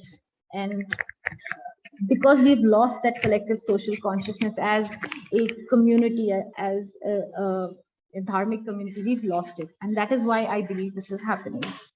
If we all think together as one, we will be able to stop it in the tracks before it happens. Because doing damage control is different.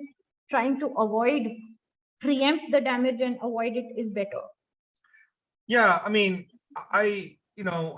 for me, I'm not Indian in terms of citizenship. I don't have it anymore. I became American when I was probably like 12 or 13, a younger kid. But I mean, I lived in India and I love India. But what I find is we've lost the soul.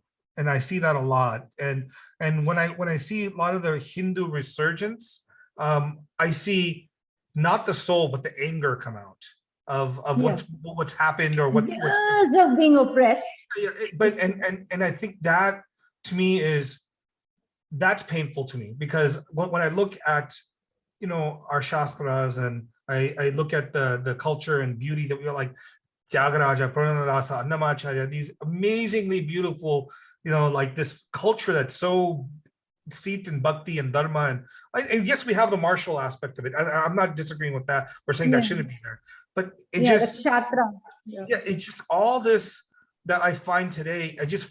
Not all of it. A lot of it is just this reaction to the Muslim community or Christian community, instead of looking in and being like, we need to be better and find ourselves and push ourselves out there, right? Like, why aren't we having schools teach Natya Shastra for dance or music to learn? Because the rasa theory, so beautiful, connected to our theology. Why aren't we talking about, how do we implement, ideas of Ramanujacharya's about, even equality, or Madhvacharyas about all these different philosophy? Why aren't we teaching those things? Why do we have to only go to Bhakti channel or this? Why isn't that a conversation that occurs on the whole?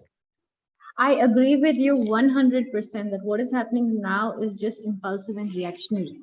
Whatever we're doing right now is just reactionary. It is not something that we've been taught. In fact, if we were taught everything that you had mentioned, whether it was Natya Shastra or Rasa or even our basic Dvaita, Advaita, Vishishta, Vedanta, the basics, if we were taught about it, we would have all,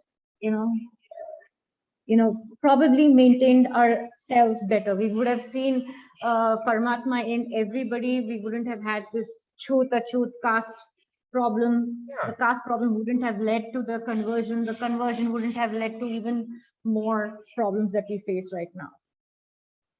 However, what I believe is spirituality with that core Kshatriya-ness of at least self-defense. When you are being attacked, that self-defense we all need to remember. I love what Durga Vahini does with our daughters. They teach them how to do the lat.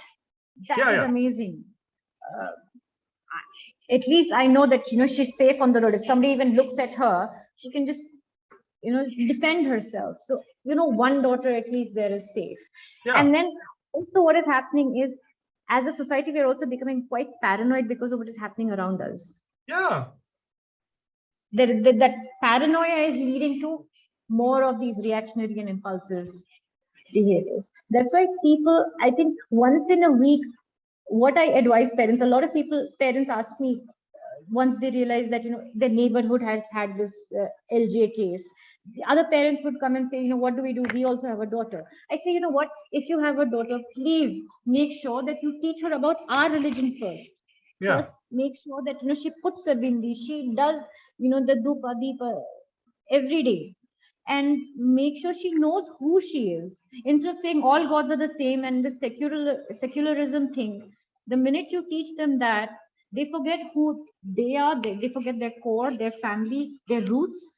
If you forget who you are and where you come from, that's when you become a target for this religious conversion. I'm not saying raise your child as a Qatar Hindu or Latmarke. I'm not saying that. A daughter needs to be taken care of very nicely, very delicately, very safely, but also please teach her who she is.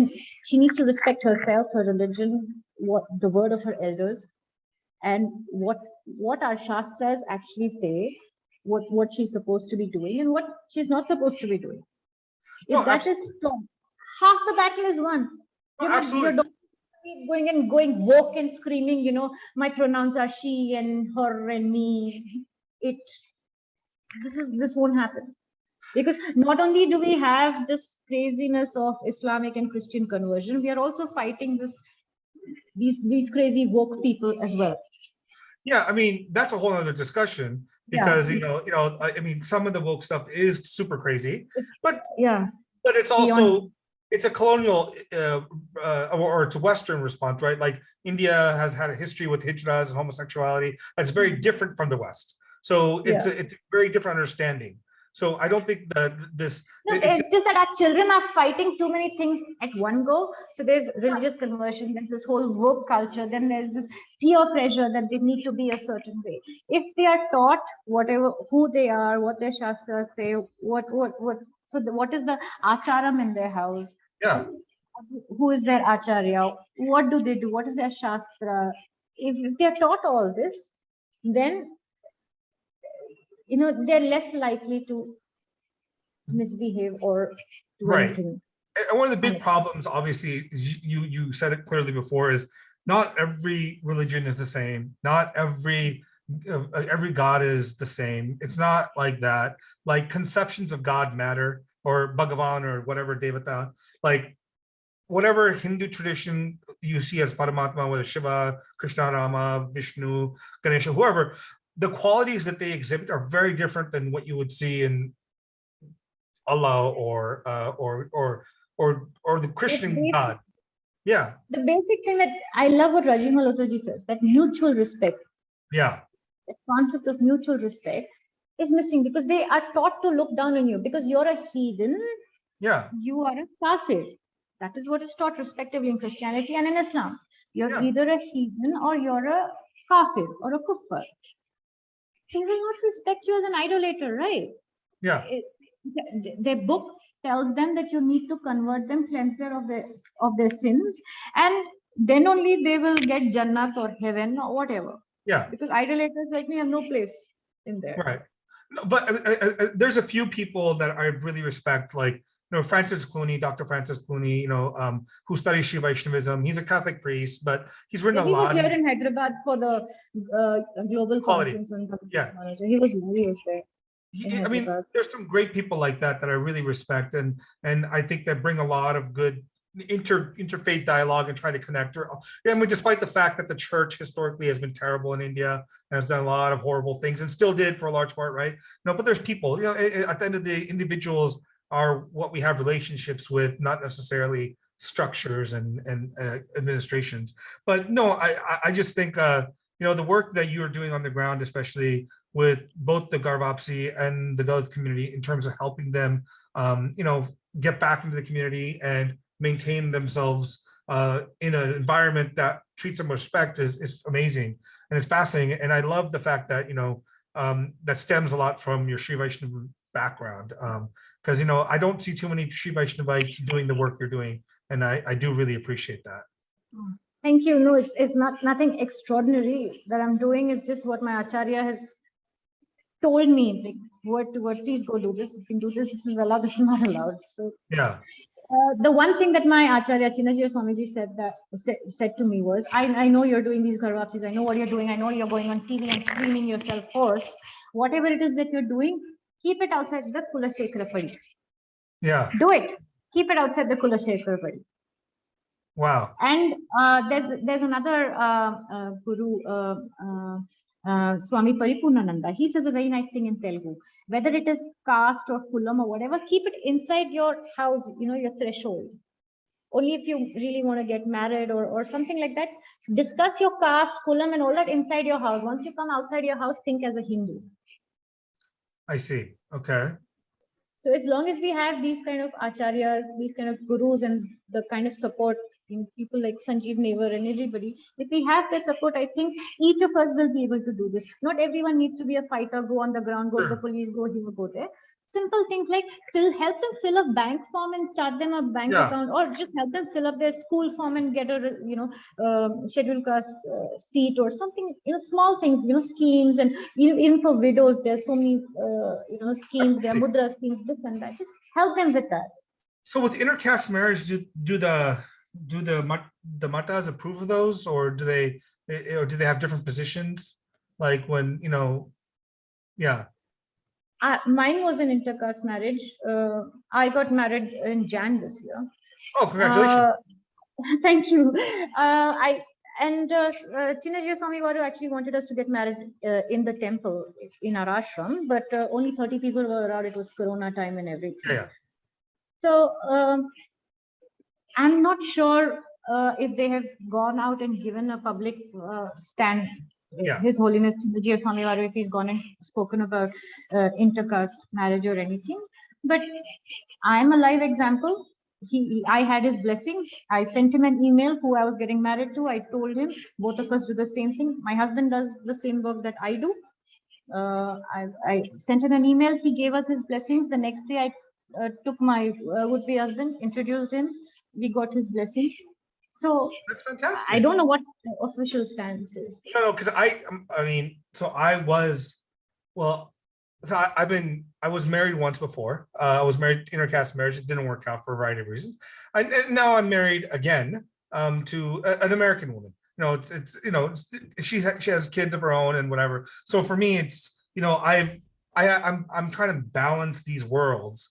Where for intercaste was never an issue for me. I just didn't care. Because for me, what mattered was the person's character and whether they allowed me to believe what, practice how I want to practice. Because I still do my sadhana and, my mantras and stuff, I mean, I also have my vices. I do drink. So I haven't got Samasharanam yet. I don't plan on it because I'm not looking for moksha.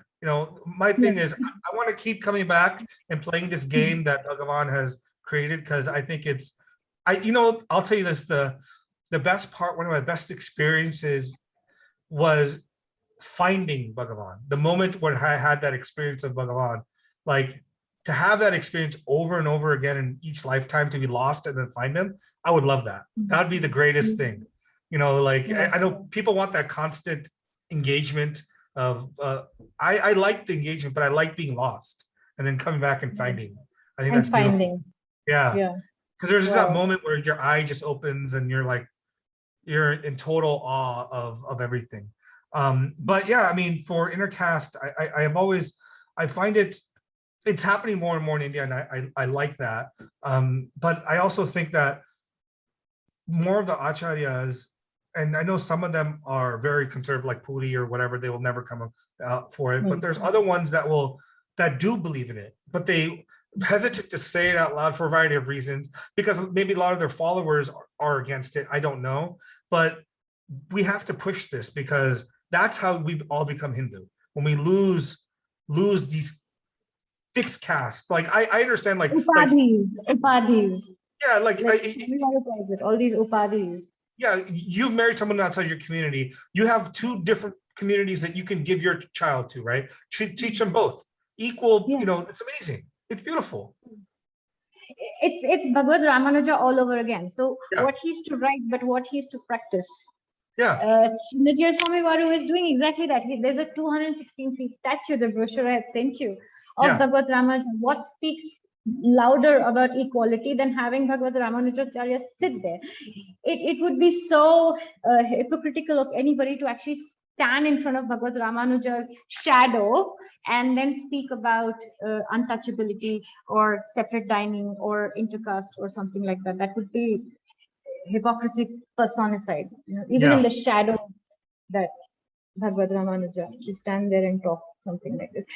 Because you and I know, at least in Sri Vaishnavas, even asking what is your caste is the biggest thing. Bhagavad Yeah, Bhagavad Pachar. Yeah, so it's so even in the beginning when I asked, I felt hesitant, just because I don't. No, that's fine. They ideally wanted us to be like that, but currently the political situation, the Desha Kala Paristhithi is not like that anymore, is it? Yeah. So we have to mend ourselves according to that Desha Kala and Paristhithi. So we've been talking now for 2 hours. Do you think there's anything? Anything that I missed that you want to discuss, or is there anything else you want to say? A very big thank you. I was really looking forward to this. No, because I actually wanted to say this. I think Guru Prakash ji also told you about this. I'm saying this again, I'm repeating myself. we are lacking in the representation of the SC community. We are not given a voice. We're not given a platform to speak and talk. Yeah. And that is a reality. It is a reality, but that is slowly changing now. If you see in the non-left or in the Indic wing, you just have Guru Prakashji and Abhinav Prakashji, two people fighting it. That's Just right. Two people. Yeah. Name another person from the Dalit community. There's nobody there. Not on the non-left. No, I haven't seen. I was trying to get this professor, Dalit professor Gopal Guru, along with another professor out of Bangalore, who wrote this book called, I think it's called Breaking the Glass or Shattering the Glass. It's about, or Cracks in the Glass. I forget. I read a beautiful book. Glass ceiling or something. Yeah. It's really about like traditional Hindu views on untouchability with the Dalit experience, and then kind of like understanding between the two. Oh, sorry. Sorry, just pardon me. Pardon me. I'm so sorry, but no, it's okay. No problem.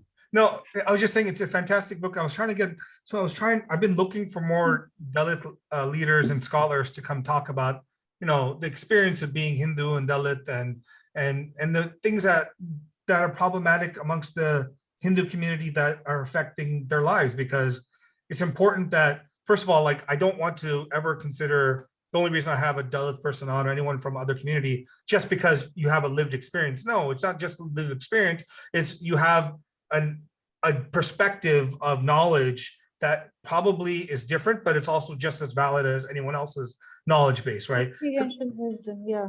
Yeah, because a lot of people will just come to Dalit people. I want to hear your experience. No, but like, there's something more than experience too. There's experience plus knowledge. Like, you're a scholar in your own right. You're an activist in your own right. Your views matter, not just because of who you are, but because of what you do. So, that's what I want to bring to the table is the experience plus people's knowledge and their ideas that are just as important as if they were not a Dalit or whatever. So I think for me, it's, if you have people you can recommend, please, I would love to have them. I'm sorry, I'm not aware, but I will definitely. No, you don't have to do it online. You can do it later. Yeah. No, that's the thing. There are not a lot of people I know, because if there were any, the left has already taken them. Yeah. Especially women who are Dalits, who are educated and who can speak in English and can converse and are confident enough to actually hold a conversation. They've already been taken by the left. Yeah. So in the non-left, I don't see, especially women, I don't see men. I would love to meet them. If you come across somebody, I would love to host them on my channel. Definitely. I will definitely, if I come across them, I will put you in touch. Yes. I might have to reach out to you at some point to see if Chinna Jeeyar would come on the program and talk. I know he's a busy guy, but that's fine. No, and until Feb, I think he's crazy busy, but I think after March, his schedule will be a little better, because in Feb, from 2nd to the 14th, we have the inauguration, right? Modi ji and everybody's going to be here. So it's actually, you guys can make it. I'm going to try to make it. So the person that's performing my wedding is actually an Archika that was trained under the Chinna Jeeyar school there. So he's from the same tradition. From Aveda Pachdala. Oh, nice. That's right. So he's actually Archika here in Los Angeles at the Panchamukha Anjaneya temple. Okay. His name is Narasimhachari. Yeah. Okay. Yeah. So obviously you wouldn't know, and there's like small so many. World. Yeah. But yes, so thank you again, Prerna, for your time for everything. The pleasure was all mine. Thank you so much, because I was really looking forward to this, brother. Thank you for your time. Absolutely. And thank you for this session. So I'm going to put your contact information if you want to contact you, and your what is your you have your own YouTube channel. What is that YouTube channel called? Nation First English. Okay. We just started it on Vijayadashmi. Excellent. After my accident and everything, and I'm on Twitter, so they can just DM me. So I'll put all the information on, and then we'll my email and phone number as well. Yeah, great. No, not your phone number. I won't give your phone number to people. I'll just give your email. No, you've got it. You can reach out to me anytime. You've got my email and phone number. You can reach out to me anytime. So happy to be of any help and service. Absolutely. So thank you. So thank you everyone for listening and watching Mirror Media. Have a great day. Bye.